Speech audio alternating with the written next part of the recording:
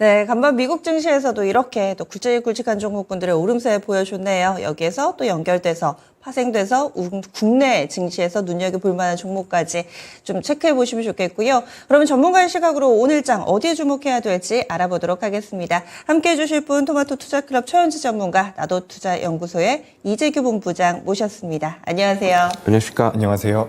예, 체크포인트 첫 번째입니다.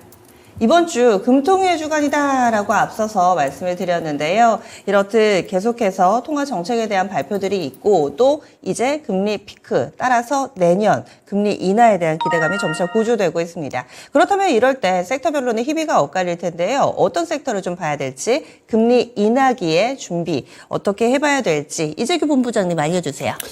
네, 지금 이제 미국에서 금리 동결이 진행이 됐죠. 그리고 유럽에서도 금리 동결이 됐는데 앞으로는 이제 금리 인상보다는 계속해서 인하 쪽에 포커스가 맞춰질 가능성이 높다라고 보고 있습니다.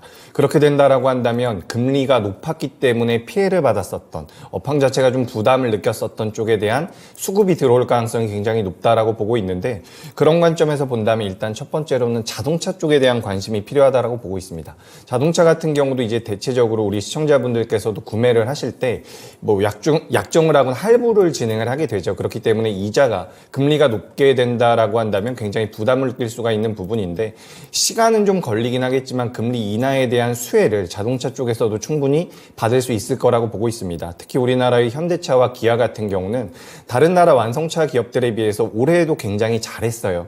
실제로 이제 뭐 GM이나 포드 같은 기업들보다 주가 흐름도 괜찮았었는데 새벽에 마감된 미증시에서 이제 GM이나 포드 같은 경우도 저점대에서 반등을 해주는 모습이었습니다. 이런 부분들이 우리나라 시장에도 반영이 된다라고 한다면 2024년도까지 실적에 대한 피크아웃 논란은 어느 정도 있겠지만 그래도 수익성에 대한 담보가 될 것이라고 판단을 하고 있기 때문에 자동차 쪽에 대한 관심도가 계속해서 높아질 가능성이 높기 때문에 관심을 가져보셨으면 좋겠다라는 말씀을 좀 드려보고요. 그리고 이제 신재생 에너지 쪽에 대한 부분들, 어제도 우리가 잠깐 이야기를 나눴었던 부분인데 신재생 쪽에서 태양광이라든지 풍력 같은 경우는 고금리 상황에서는 성장하기가 굉장히 부담을 느낄 수밖에 없는 그런 산업 구조를 가지고 있다고 보시면 될 것 같습니다. 근데 시간은 걸리겠지만 앞서 말씀드렸던 것처럼 금리 인하에 대한 부분들이 계속해서 논의된다라고 한다면 풍력이라든지 태양광 쪽에 대한 자금 유입도 충분히 들어올 수 있다라고 보니까 그동안 시장에서 많이 관심을 갖지 않았었던 부분이어도 이 자동차 쪽과 신재생 쪽 같은 경우는 관심이 필요하다라는 말씀을 드려보도록 하겠습니다. 네, 그래서 금리 인하 시기에 어떤 섹터를 봐야 될까? 이미 시장이 태양광이나 풍력 쪽으로는 이쪽으로 많이 좀 포커스가 맞춰져 있죠. 금리 인하기에 봐야 될 종목군이다. 그런데 자동차도 이에 따른 수혜주다라는 얘기가 나왔습니다. 금리 인하에 따라서 자동차 섹터가 다시 한번 또 힘을 받을 수 있을지 요즘 자동차 많이 좀 뜸하잖아요. 또 연결지어서 볼 수 있는 종목군으로 이야기를 해주시네요. 다음 두 번째 체크포인트 넘어가겠습니다.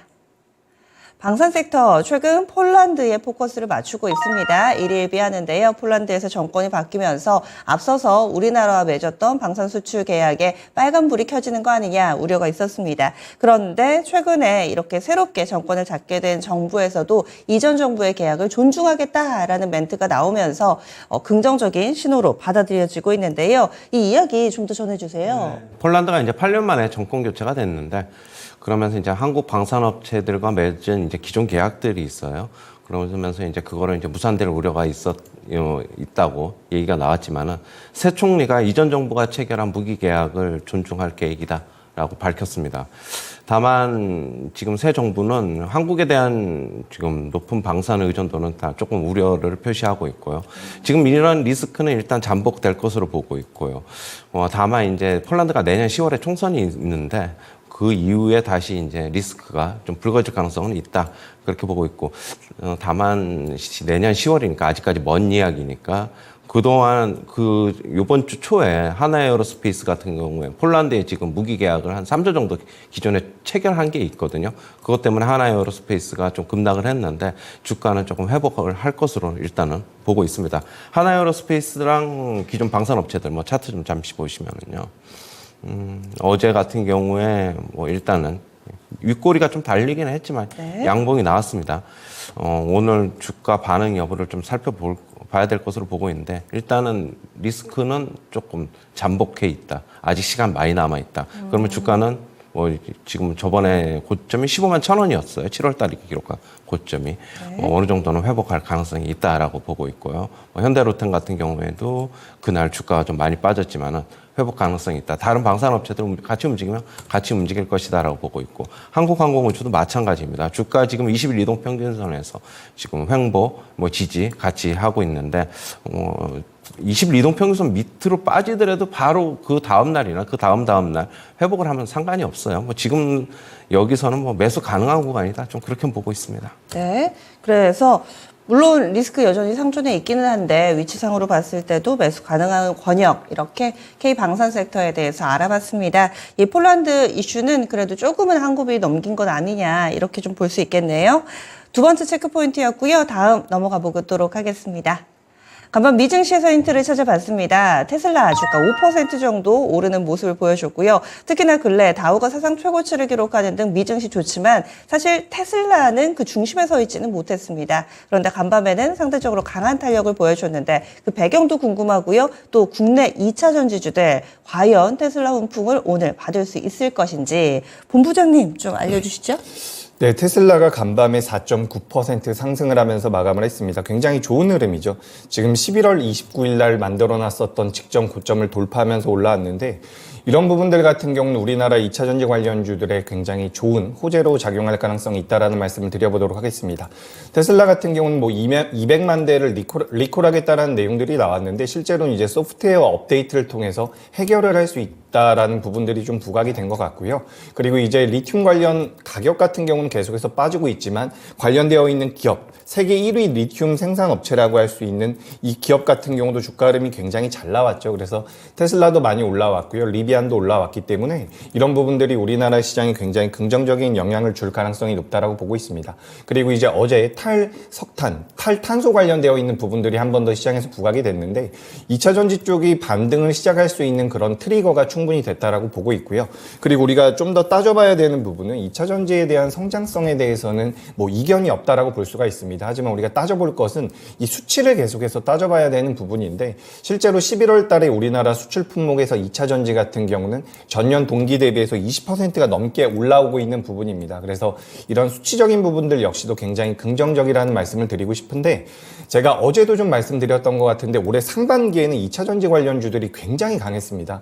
근데 하반기 그리고 이제 2024년도 상반기까지도 저는 2차 전지 쪽이 주가 흐름이 괜찮을 거라고 생각을 하는데 모든 종목이 올라갈 가능성은 좀 낮다라고 보고 있습니다. 제가 그래서 어제도 WCP라든지 JO 같은 기업들 그러니까 시장에서 크게 부각이 되지 않았었는데 실적이 어느 정도 나올 수 있는 기대감이 있는 기업들 그리고 FEOC라고 해서 해외 우려 집단 혹은 해외 우려 기업이라고도 하는데 여기서 수혜를 받을 수 있는 분리막이라든지 전해질 관련주들을 보셔야 된다라는 말씀을 드렸습니다. 그래서 이런 기업들의 주가 흐름이 좀 더 탄력적으로 나올 가능성이 높다라고 보고 있으니까 이 부분을 좀 참고하셨으면 좋겠고 한 가지 제가 당부드리고 싶은 것은 어제 포스코 퓨처엠이라는 기업의 주가가 굉장히 강하게 올라왔습니다. 근데 수급 상황을 보게 되면 개인 투자자분들이 매도를 너무 많이 했더라고요. 그러니까 지금 저점대에서 반등을 주는 2차 전지 관련주들 중에도 추세적으로 우상향이 만들어질 수 있는 기업들이 분명히 있습니다. 그러니까 오랜 기간 동안 보유했다라고 해서 저점대에서 반등이 처음 나왔을 때 너무 급하게 매도하지 마시고 추이를 좀 따져보면서 매매를 해보신다라고 한다면 2차 전지 쪽 같은 경우도 일단 주가의 조정은 어느 정도 마쳤다. 다만 이제 업황에 대한 부담은 분명히 있다라는 점을 다시 한번 강조를 드리는데 업황과 주가의 흐름 자체는 사실 크게 관련을 짓지 않으셔도 됩니다. 어쨌든 주가 흐름이 선행하는 습성이 굉장히 강하기 때문에 선행한다라는 관점에서 본다라고 한다면 지금부터는 계속해서 관심을 가질 필요가 있다라는 말씀 드려보도록 하겠습니다. 네, 제가 사실 이 질문을 드리려고 했는데 업황 얘기를 미리 좀 해주셨는데 간밤에 또 나왔던 기사를 보니까 완성차 업체 포드라든지 제너럴모터스에서 전기차 지금 재고가 너무 많아가지고요 생산 계획을 철회하거나 이런 소식이 들린다고 해요. 이런 것도 그럼 영향이 별로 없을 거라고 보세요? 그렇죠. 그러니까 지금 글로벌 업체들이 계속해서 공장 증설을 연기하든지 철회하든지 이런 부분들이 계속 나오고 있는데 그 원인이 뭐냐면 재고가 굉장히 빠르게 쌓이고 있다는 부분입니다. 원래는 이제 기존에 있었던 내연차보다 내연차가 맞나요? 내연기관차 맞죠? 내연기관차 맞죠. 네. 내연기관차와 이제 재고의 그런 소진 속도 자체가 전기차가 좀 더 빨랐었는데 전기차의 재고 속도가 굉장히 빠르게 늘어나고 있다라는 부분이죠. 그래서 이제 글로벌 자동차 업체들이, 완성차 업체들이, 전기차 업체들이 계속해서 연기하고 철회를 하고 있는데, 일단 우리나라 기준으로 따져봤을 땐 10월 달과 10월 말과 11월 초쯤에 일단 그 내용들이 많이 반영이 돼서 관련되어 있는 기업들이 저점을 어느 정도 다졌다라고 보고 있습니다. 다만 여기서 제가 또 한 번 당부를 드리지만, 우리가 이제 2차 전지 쪽이라든지 전기차에 대한 성장성에 대한 성장 못할 것이다라는 이견은 거의 없습니다. 네. 트럼프가 당선이 된다라고 한다면 2차 전지 쪽에 대한 악재가 될 수도 있다라고 하지만, 결국에는 시간이 지나면 지날수록 전기차의 수요는 늘어날 수밖에 없겠죠. 하지만 그런 관점을 가지고 있다라고 하더라도 주식 투자하는 데 있어서 대응은 저는 필요하다라고 생각을 하고 있기 때문에 10월 말이나 11월 초순에 만들어놨었던 각 기업들의 저점 라인대를 이탈하게 되면 그때는 좀 대응을 하시면서 대응을 하시는 게 좋다라는 말씀을 드리고요. 만약에 이탈하지 않는다라고 한다면 추세적으로 반등이 조금 더 이어질 가능성이 높다라고 보니까 이 점 참고하시면 될 것 같습니다. 네. 2차 전지 예전처럼 전체적으로 동시다발적으로 2차 전지다 하면은 급등을 했던 그런 때와는 다르게 종목을 조금 더 선별을 해 주셔야 될 것 같고요. 그리고 업황과 관련된 부정적인 뉴스보다는 이제 어느 정도 좀 반영이 됐으니 긍정적인 쪽을 조금 더 집중해 보시면 어떨까, 이렇게 의견 드렸습니다. 그리고 간밤에 테슬라 외에도 리비안이나 루시드도 급등을 했기 때문에 그래서 오늘은 기대하신 분들이 좀 많은 것 같아요. 다음 체크포인트 넘어가겠습니다. 다음으로 봐야 될 부분, 마지막으로 자동차. 오늘 자동차 얘기 많이 나오네요. 금리 얘기할 때도 자동차, 그리고 2차 전지 쪽, 이쪽 봤는데 전기차 쪽 11월 자동차 수출액이 최고 기록을 경신을 했다라는 데이터 알아보도록 하겠습니다. 최현주 전문가님. 네, 11월에 자동차 수출액이 65억 3천만 달러를 기록하면서 역대 최고, 월별 기준으로 역대 최고를 기록을 했습니다. 기존의 월별 최고는 올해 3월 달에 기록한 65억 달러인데요. 지금 자동차 수출 물량은 조금 줄어들었는데 수출액은 최고를 기록한 것은 지금 결국에는 수출액 증가 원인은 고가 차량 많이 팔아서 많이 수출해서 좀 그런 것으로 보고 있고, 올해 1월에서부터 11월까지 누적을 보면은 자동차 수출의 누적 보면 645억 달러를 지금 달성을 했습니다. 지금 수출액 증가는 결국에는 그동안에 친환경차 이런 거 우려가 있었는데 IRA 영향 때문에 그거 무사히 좀 넘어가는 것 같고, 그다음에 전기차도 현대 기아차 잘 팔리고 있고 하이브리드 차량도 여전히 잘 팔리고 있다.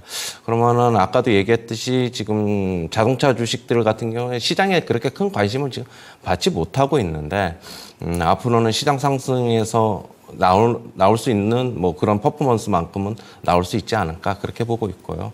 일단 기아 같은 경우에 차트 한번 잠시 보시면은요, 이미 쌍바닥은 나왔어요. 네. 쌍바닥은 나왔고 더 이상 여기 지지 라인은 무너뜨리지 않고 있어요. 피크아웃 우려 있었지만은 결국에는 계속적으로 수출이나 판매, 북미 지역 판매 잘 되고 있다는 게 수치로 입증이 되면서 주가는 안정적으로 움직이고 있다, 좀 그렇게 보고 있고, 현대차 같은 경우에도 보시면은 N자형 바닥 나오면서 이렇게 보고 있고요. 저는 그런데 개인적으로는 현대차나 기아 같은 경우에 네. 기아를 조금 더 좋아합니다. 영업이익률이 좀 더 높기 때문에 그렇고. 기아 박스권 이거 아닌가요? 9만 원 돌파할 에너지도 있다고 보세요? 그렇죠. 시장이 상승하면은 결국엔 시가총액 상위 종목들은 네. 같이 움직이기 때문에 그렇게 보고 있고, 시장은 좀 더 상승할 것이다, 그렇게 보고 있고요. 자동차 부품주들 한번 보셔야 되는데 네. 화신이라든가, 화신은 어제 거래량이 좀 늘었어요. 늘으면서 양봉이 나왔고, 그러면은 바닥 시그널은 나온 게 아닌가, 네. 그렇게 보고 있고, 아진산업 같이 좀 보시면 될 것 같고, 덕양산업 최근에 어제 주가 많이 상승했는데 꼬리 달렸지만 더 상승할 여지 있다, 그렇게 보고 있습니다. 예, 자동차까지 알아봤습니다. 금리 인하 수혜주로도 자동차 얘기 나왔고요. 그리고 또 2차 전지의 부분들, 오늘 전기차 쪽, 그리고 11월에 수출액도 사상 최고를 경신을 했다라는 내용 속에서 자동차 오늘 거론이 많이 됐습니다. 굳이 오늘이 아니더라도 중장기적으로 긍정적인 시그널이 있으니까요. 꼭 관심권 내에 두셨다가 또 수익의 기회 잡아보시면 좋겠네요. 체크포인트 마무리 짓고요. 그리고 종목 넘어가 보겠습니다. 오늘은 추천주에 앞서서 목표가 도달 소식 있습니다. 이 종목도 이래저래 오늘 많이 얘기가 나왔어요. 바로 제이오입니다. 제이오 11월 2일에 최원재 전문가가 제시를 했었고요. 그때는 22,000원 하회하는 시기였습니다. 그런데 어제 급등이 나왔었죠. 그래서 31,500원까지 터치가 나왔어요. 이렇게 되면서 수익률은 43% 이상으로 늘어나 있습니다. 2차 목표가가 3만 원이어가지고 이 부분을 훌쩍 뛰어넘은 거고요. 제2호 어제 오후에 상당히 눈에 띄더라고요. 갑자기 수급이 들어가면서 이 2차전지 내에서도 유난히 상승 탄력이 좋았고 거기다가 최근 연기금액 꾸준히 사던데 어떻게 할까요 이제? 3차 목표가 제시하도록 하는데요. 2차 전지 CNT 도전제 업체입니다. 네. 3차 목표가 35,000원 제시하도록 하겠습니다. 3차 목표가 35,000원. 이렇게 좀 더 눈높이를 올려보자. 지금도 40% 넘는 수익 대단합니다. 한 달 약간 넘은 기간에 강하게 좀 오름세를 보여주고 있는데요. 제이오 이제는 35,000원에 도전합니다. 여러분들의 수익도 제가 응원해 보도록 하죠. 그럼 추천주 넘어가겠습니다. 어떤 종목 볼지 먼저 최원재 전문가님 알려주세요. 네, 현대오토웨버입니다. 네. 현대오토웨버는 네. 차량용 소프트웨어 매출이 최근에 확대되면서 실적이 꾸준히 좀 증가를 하고 있고요. 자율주행 관련 업체로도 같이 묶이고 있죠. 자율주행 등 이제 모빌리티 혁명으로 인해서 차량 소프트웨어 역할이 점점 더 중요해지고 있습니다. 자율주행, 커넥티드 카 등 이제 서비스 확대로 장기적으로 성장이 전망이 되고 있고요. 최근에 주가 조금 빠진 거는 일단은 회사에 내부적인 좀 문제가 있어가지고 좀 그런데 그건 마무리되는 단계라고 잠깐 단기적인 이슈로 보시면 될 것 같고 네. 일단 매수가는 16만 8천 원서부터 17만 원 사이에서 분할 매수하자.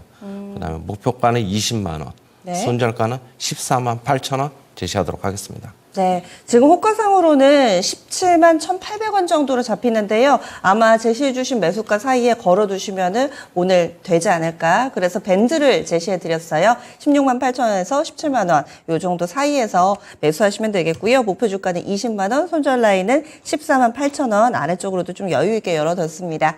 이번에는 이재규 본부장님 어떤 종목 가져오셨어요? 네, 저는 오랜만에 덕산 네오룩스라는 OLED 소재 관련주를 준비를 했습니다. 2024년도에 OLED 시장이 좀 더 커질 거란 이야기는 우리 시청자분들께서도 아실 것 같은데 애플 쪽에서 이 아이패드에 OLED 소재를 채택한다라고 합니다. 그래서 이 아이패드 쪽에서 OLED를 사용하게 되면 덕산 네오룩스의 소재가 계속해서 사용될 가능성이 높다라는 거죠. 그래서 이제 우리가 여기서 좀 살펴봐야 되는 부분은 아이패드 같은 경우는 태블릿 PC이기 때문에 아이폰보다는 매출이 굉장히 적습니다. 판매 수량이 적다라는 거죠. 근데 스마트폰보다는 이 태블릿의 화면 자체가 크기 때문에 사실상 아이폰 시장이 하나 더 생성되는 것이다. 이렇게 판단하면 되기 때문에 OLED 소재 관련주들 같은 경우는 2024년도에 굉장히 크게 성장을 할 가능성이 높고 휴대폰에서 이제 태블릿까지 들어왔고 추후에는 PC에까지도 적용이 될 가능성이 높다라고 하고 있으니까 이 부분에 대해서 덕산 네오룩스, 삼성 디스플레이 쪽을 통해서 애플 쪽에 납품을 하고 있는 것으로 파악이 되고 있습니다.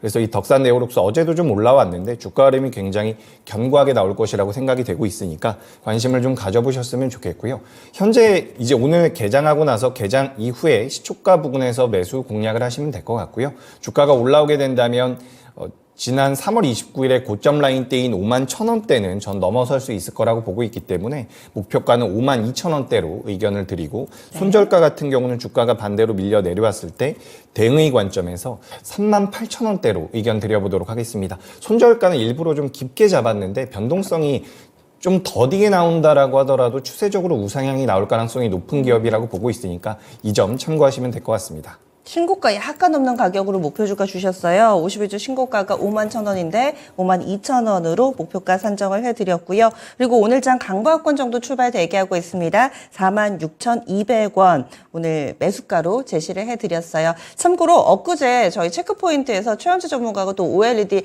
비슷한 포인트로 IT나 전장 쪽까지 디스플레이 확대된다 이런 얘기 해주셨거든요. 동일하게 이쪽을 투자 아이디어로 삼고 덕산 네오룩스 추천까지 들어봤습니다. 오늘 체크포인트 추천주 목표가 도달 종목까지 짚어봤습니다.